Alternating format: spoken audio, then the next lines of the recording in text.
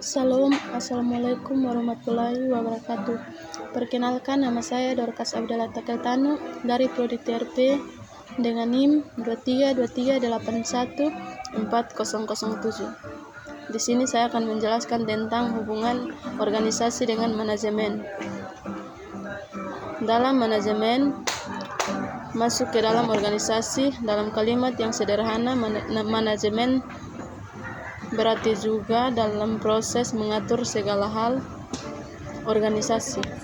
Manajemen menurut Robbins memiliki beberapa fungsi yang harus dilakukan dalam mengelola organisasi. Yang pertama, perencanaan. Fungsi perencanaan meliputi dan menentukan tujuan organisasi, menetapkan suatu strategi keseluruhan untuk mencapai tujuan, dan mengembangkan suatu hierarki rencana yang menyeluruh untuk memadukan dan mengordinasikan kegiatan-kegiatan. Yang kedua, perorganisasian. Fungsi perorganisasian merupakan tanggung jawab dalam perencanaan struktur organisasi. Fungsi ini mencakup penetapan tugas-tugas apa yang harus dilakukan, siapa yang harus melakukan, bagaimana tugas-tugas itu dikelompokkan, siapa yang melapor kepada siapa, dan di mana keputusan harus diambil. Yang ketiga, kepemimpinan. Mengarahkan dan mengordinasi mereka dan memecahkan konflik antara anggota. Mereka itu sedang melaksanakan kepemimpinan. Yang keempat, pengendalian. Untuk memastikan bahwa semua urusan berjalan seperti seharusnya, manajemen harus memantau kinerja organisasi. Kinerja yang sebenarnya harus dibandingkan dengan tujuan-tujuan yang ditetapkan sebelumnya.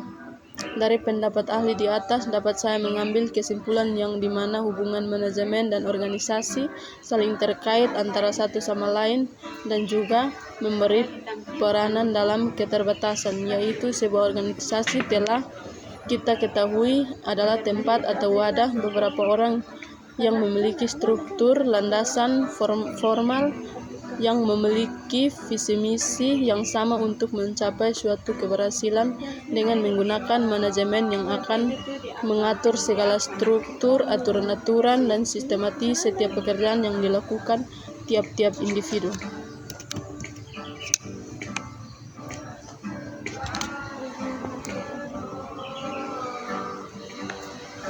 Apa itu organisasi?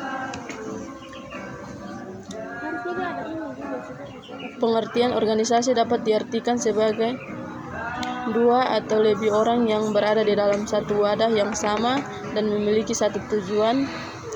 Tujuan tersebut nantinya akan dicapai bersama dengan anggota dari organisasi tersebut melalui kerjasama dari pihak yang bersangkutan. Perlu pula diketahui bahwa dalam organisasi dapat ditemukan sebagai ilmu. Ilmu yang dimaksud tersebut adalah ilmu yang tidak bisa didapatkan di tempat umum seperti bangku sekolah. Setiap organisasi juga tentunya memiliki susunan atau struktur yang dimulai dari jabatan seorang ketua organisasi, kemudian akan diikuti dengan wakil sekretaris, bendahara, dan berbagai bidang lainnya sesuai dengan kebutuhan dari organisasi tersebut. Manfaat dari organisasi. Setelah mengetahui pengertian organisasi yang dipaparkan di atas, maka selanjutnya ada manfaat dari organisasi tersebut. Karena setiap hal tentu memiliki manfaat yang akan diberikan, di mana manfaat tersebut pada dasarnya memiliki dampak yang bersifat positif sehingga tidak merugikan. Berikut ini merupakan paparan mengenai manfaat dari organisasi. Yang pertama, meningkatkan kemampuan dalam berkomunikasi merupakan suatu hal yang harus dilakukan dengan cara yang sopan, apalagi jika berbicara di depan umum. Yang kedua, dapat mencapai tujuan seperti yang dibahas mengenai pengertian organisasi, tentunya memiliki tujuan yang akan dicapai. Yang ketiga, menjadi motivasi dalam membangkitkan jiwa pemimpin dalam organisasi. Tentu setiap anggota akan bersaing untuk menjadi seorang ketua atau pemimpin dari organisasi tersebut. Yang keempat, mampu memecahkan masalah. Yang ada masalah dalam setiap organisasi memang biasanya terjadi dalam waktu yang tidak ditentukan.